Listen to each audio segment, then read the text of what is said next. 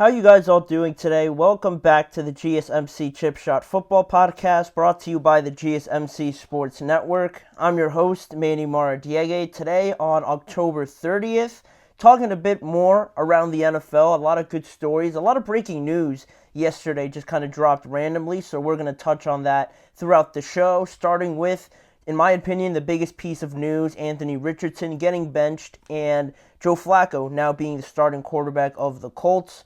Also, the Baltimore Ravens traded for a wide receiver. Deontay Johnson goes back to the AFC North and joins the Ravens.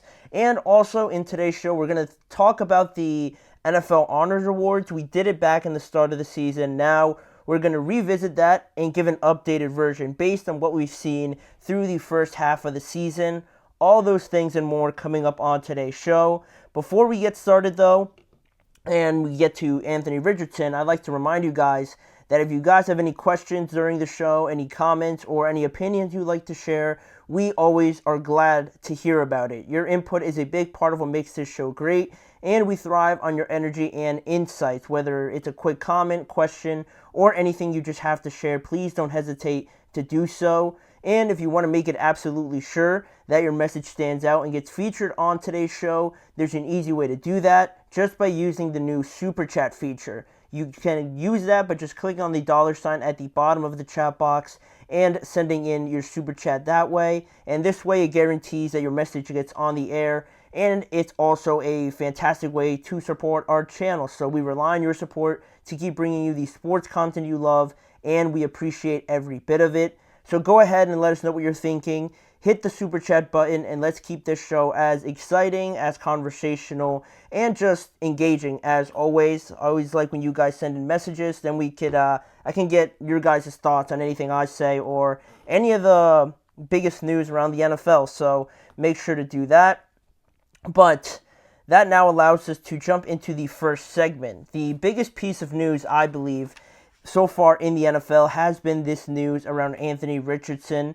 The news became official yesterday after Monday, where there was speculation about Indianapolis's quarterback situation, the position, the incident that we talked about on yesterday's show, right? And how Anthony Richardson, tapped out of the game. Later, he revealed to everybody that he was just very tired. He was exhausted. So it didn't paint him in a good picture. It didn't paint a great image about the presumed leader, the quarterback, the face of the franchise, if you will, right? If you're going to draft him fourth overall, you expect him to be all those things. And I think seeing a moment like that, it definitely fell short of the expectations, right? Or the bare minimum of what you'd want to see in your quarterback, right? Just from a leadership standpoint. So that mixed in with his performances also haven't really done him any favors, and the Colts finally pulled the trigger yesterday and announced that they were benching Anthony Richardson for Joe Flacco. And I mentioned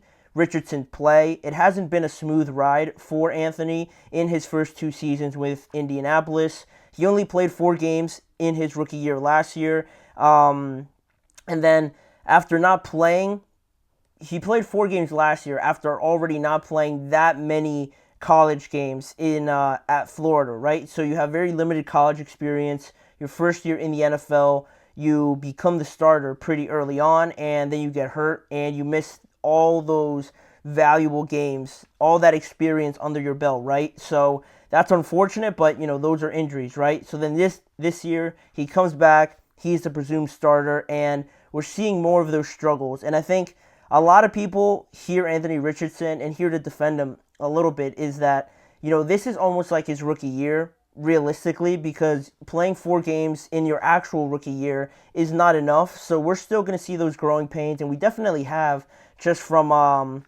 the sample size that we have seen so far. And I know it hasn't been great. He's won 3 out of his 6 starts this year, and just the performances also haven't been too convincing. He had a 59% completion percentage in 2023, which isn't amazing, but you can kind of accept it and feel like he's going to improve off of that. But this year it's only gone worse. He's at about 44% through his first 6 starts, and it's tough. It's tough because this Colts team, I think, is a lot better than maybe a few people would have anticipated early on in the year. So when you see you have a good team, when Josh Downs is playing crazy, A.D. Mitchell is giving you plays here or there, Alec Pierce is making plays down the field, Michael Pittman is also getting more involved, and Jonathan Taylor looks awesome as well. You kind of get this optimism about this season, like, wow, like, all these guys are a lot better than we thought. We just need the quarterback. And we drafted a guy pretty high overall, but he's just not, there yet, realistically. So then you look at who you have as your options, right? And then there's Joe Flacco. While Flacco has looked significantly better and more secure, and it just seems like it's better. It's a better fit for the Colts right now because it feels like they're in win now mode with the team that they have right now. And he's played pretty well this year. He has a 65% completion percentage, 7 touchdowns, and only 1 interception. In the 3 games that he has played, he's thrown for 716 yards this season, and it just looks different, right? You don't have to know all those stats to look at the games that Joe's played and the games that Richardson's played and how, from a passing aspect, it goes a lot smoother with Joe. It always feels like he's more under control, and of course he has ages of experience over Anthony Richardson, right? But, the physical aspects aren't there, so Richardson just needs to develop those, the more quarterback abilities rather than just being a physical specimen, right?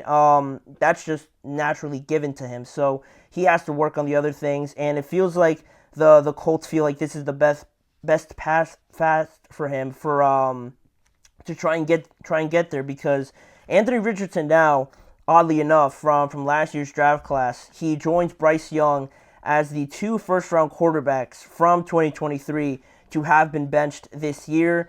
Young, obviously the number 1 overall pick, Anthony Richardson, the number 4 overall pick in that draft. But with that being the case, Indianapolis still, according to The Athletic, believe that Richardson and are hoping that Richardson can sit and learn from Joe Flacco, and they pretty much still have him in as their future quarterback. And Indianapolis also in a much better spot than Carolina, right? People look at this situation and think that it's similar to Bryce, but with the Colts and how the Colts run their organization with Chris Ballard and Jim Irsay, they're leading the charge. They have a great head coach also. It's definitely more secure with the Colts as an organization. So with Bryce, his situation is a bit more dire, not for his own doing, just because the Panthers are still trying to figure out everything about who they are, what they want to be. So it is just similar in the fact that they've been benched, but Anthony Richardson is definitely in a better situation for sure than Bryce Young. And, not only Bryce, but you see other quarterbacks. You think of Justin Fields, Will Levis now, Mac Jones, who are like 25, 26 years old. And, they have been starters, but now they've been benched this year in 2024. The similarity is that, they still need work on the quarterback aspect of the position, right? Before being thrown out there against NFL competition, I think we all would have agreed that much like Fields and Levis and a little bit of Mac Jones, right? There still needs a lot of quarterback work to be done with those guys. Fields and Levis are great athletes, great, physically, but you look at guys like Joe Flacco now, Mason Rudolph, I guess, can fit that bill. Russell Wilson for the Steelers. These guys have everything a lot more refined than they do. Not to say that these guys are busts or anything like that. They just need a little bit more time. And, they've just been thrown into the fire, so to say, and it hasn't worked out. And usually it doesn't when you're just thrown out there. Unless you hit on every single point, it's really not going to work out, and not every quarterback is going to be Jaden Daniels or CJ Stroud. But even then, CJ fell into a fantastic spot, and Jaden has a lot more years of experience than all those guys when they entered the NFL. So there are differences there. Not everybody works out right away, can get that instant gratification that everyone ideally wants to fall in. But which is, speaking of that and the quarterbacks and all that, it's what Indianapolis believes that can happen with Joe Flacco here. And, they're 4-4 right now. So on this decision and just my thoughts overall on how I feel about it, you look at this, the play is one thing, but also when we see the actions that Richardson showed and sort of tapping out just because he was tired, I think that definitely struck a pretty negative chord around the organization, his teammates, the fan base, and everything like that. So that definitely played a part in it. I could see that, but mainly I think it's to the desire of this decision just comes from the fact that they want to lock in this year and really play very well this year and get something out of this year because they feel like they have a competitive team. They really feel like they can go out there and challenge. So, why wait? Because next year, if you think, oh, like, we have a good team this year, but just imagine how good we'd be next year. It usually doesn't pan out like that every roster from year to year changes a lot. So you're not going to have the same group of guys that you have now. You have to take advantage of this year, and I think that's what the Colts are doing. I don't really mind the move, to bench a 22-year-old quarterback is not the end of the world. Going forward, he could start in a couple years and be 24, even 25, and I feel like it would be in a better spot than he is right now, learning from Joe each and every week, getting in better spirits with the fan base. I'm not saying he has to apologize or anything like that publicly, but maybe he decides that that's the best thing. But right now it's been a bad run of form on the field and also with the tapping out off the field as well. So I think this is good for the Colts to do it, to kind of protect Richardson as well and kind of get him just out of the spotlight and, protect him a little bit more. Joe will be the starting quarterback, and from what we've seen this year and last year, he has more than enough to play very well with this Colts team that sits around 8th place right now in the seeding. So they've been competitive with they beat the Steelers. They've been competitive with the Texans, and they've just had other close games as well. So they're trying to make some magic here in 2024. I don't really blame them, and I don't think it's the end of the world for Anthony Richardson. He could come back in a year or two maybe. That wouldn't even be so bad, and then really get a good shot of it. And I think that was the plan from the beginning. Give him some time to develop. Don't just throw him in there with limited experience everywhere else because, like everybody knows, it's a whirlwind when you just enter the NFL, not just on the field, but off of the field as well. So that's what the Colts are going to do going forward.